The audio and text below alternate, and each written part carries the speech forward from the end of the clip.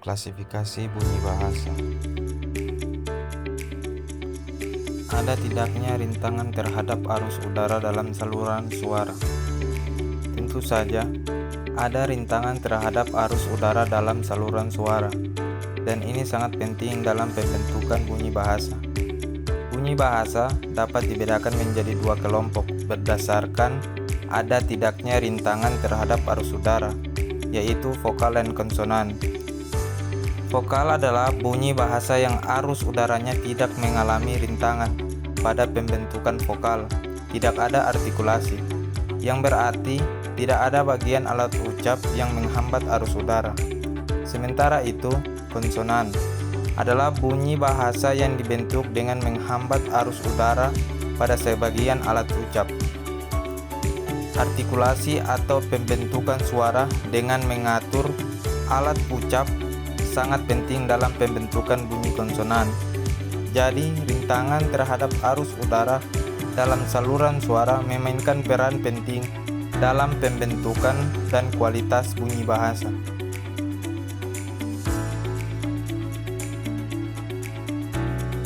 Selanjutnya, ada tidaknya ketegangan arus udara pada waktu bunyi itu diartikulasikan. Ketegangan arus udara tidak secara langsung terkait dengan artikulasi suara. Artikulasi suara terjadi ketika kita mengubah bentuk dan posisi organ-organ bicara kita, seperti lidah, bibir, dan rahang, untuk menghasilkan suara yang berbeda. Proses ini melibatkan pengerakan udara dari paru-paru melalui laring, di mana suara dihasilkan, dan ke mulut dan hidung, di mana suara itu diartikulasikan. Namun, tekanan udara atau aliran udara dapat mempengaruhi kualitas suara yang dihasilkan. Misalnya, jika aliran udara dari paru-paru ke laring terganggu, suara yang dihasilkan bisa berubah. Demikian pula, jika ada gangguan di saluran udara, seperti pembengkakan atau obstruksi, suara yang dihasilkan bisa berbeda. Tetapi, ketegangan arus udara tidak secara langsung berhubungan dengan artikulasi suara.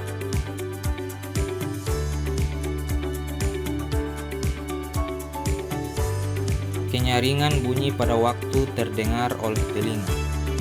Bunyi dalam bahasa dapat diklasifikasikan berdasarkan kenyaringan pada waktu terdengar oleh telinga. Terdapat dua klasifikasi bunyi berdasarkan kenyaringan tersebut. Yang pertama, bunyi nyaring atau lantang, dan bunyi tidak nyaring. Pembedaan bunyi berdasarkan derajat kenyaringan ini merupakan tinjauan fonetik auditoris. Bunyi nyaring atau lantang adalah bunyi yang terdengar nyaring atau lantang. Contohnya adalah bunyi vokal seperti A, I, dan U. Bunyi tidak nyaring adalah bunyi yang terdengar tidak nyaring. Contohnya adalah bunyi konsonan seperti P, T, dan K. Yang kedua, bunyi keras atau fortis dan bunyi lunak atau lentis. Pembedaan bunyi berdasarkan kenyaringan ini berkaitan dengan ketegangan kuat arus pada saat bunyi diartikulasikan. Bunyi keras atau fortis adalah bunyi bahasa yang pada waktu diartikulasikan disertai dengan ketegangan kuat arus. Contohnya adalah bunyi S, K, dan T. Bunyi lunak atau lentis adalah bunyi yang diartikulasikan tanpa ketegangan kuat arus. Contohnya adalah bunyi D, G, dan Z.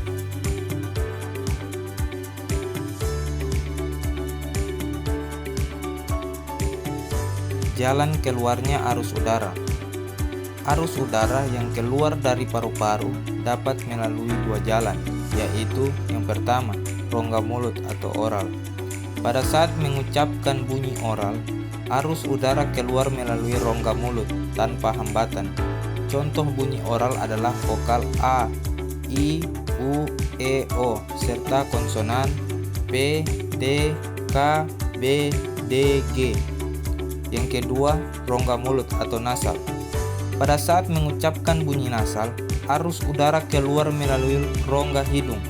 Hal ini terjadi karena adanya hambatan di rongga mulut, sehingga udara terdorong keluar melalui hidung.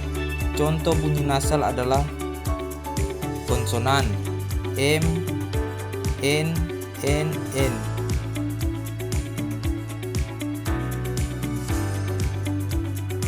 Lamanya bunyi tersebut diucapkan. Lamanya bunyi diucapkan dapat bervariasi, tergantung pada jenis bunyi, konteks, dan bahasa yang digunakan. Ada beberapa faktor yang dapat mempengaruhi lamanya bunyi diucapkan. Yang pertama, tipe bunyi.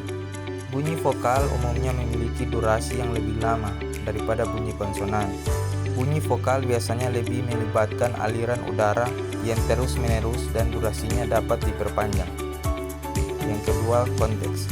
Lamanya bunyi diucapkan juga dapat dipengaruhi oleh konteks kata atau kalimat di mana bunyi tersebut muncul. Misalnya, dalam beberapa bahasa, bunyi vokal dapat memiliki durasi yang lebih panjang dalam kata-kata vokal, tunggal atau dalam kata-kata yang menekankan suatu makna. Yang ketiga, pengaruh lingkungan. Faktor lingkungan seperti kecepatan berbicara, aksen atau gaya berbicara seseorang juga dapat mempengaruhi lamanya bunyi diucapkan. Beberapa orang mungkin cenderung mengucapkan bunyi dengan durasi yang lebih lama atau lebih pendek. 4. Fungsi bunyi. Beberapa bunyi dalam bahasa memiliki fungsi khusus seperti bunyi hentian atau bunyi penanda intonasi. Bunyi-bunyi ini mungkin memiliki durasi yang lebih pendek karena tujuannya adalah untuk memberikan penanda atau pemisah dalam kalimat.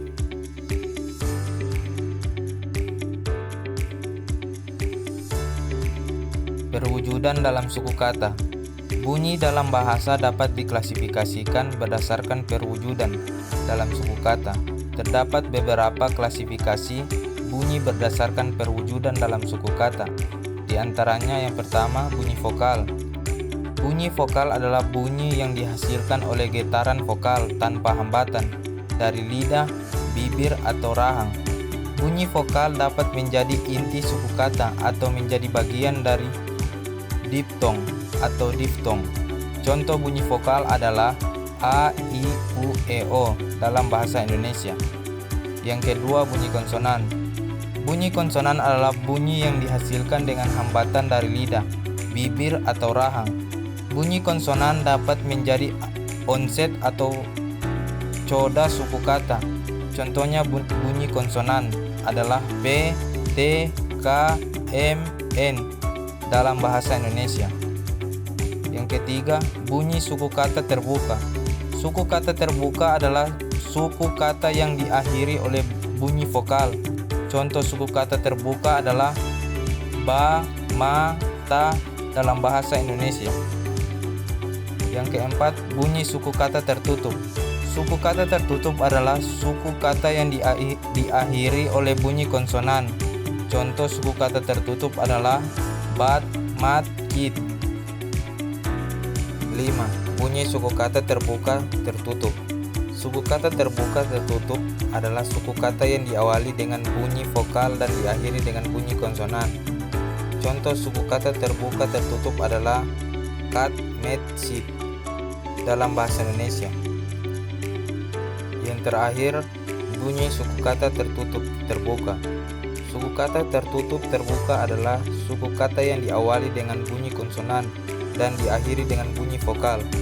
Contoh suku kata tertutup terbuka adalah ak, an, is dalam bahasa Indonesia.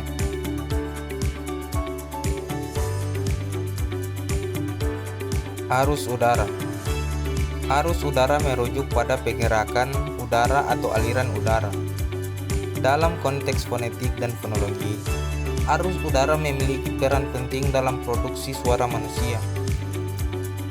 Ketika kita berbicara atau bernapas, udara mengalir dari paru-paru melalui saluran pernapasan, seperti trakea, laring, dan mulut atau hidung.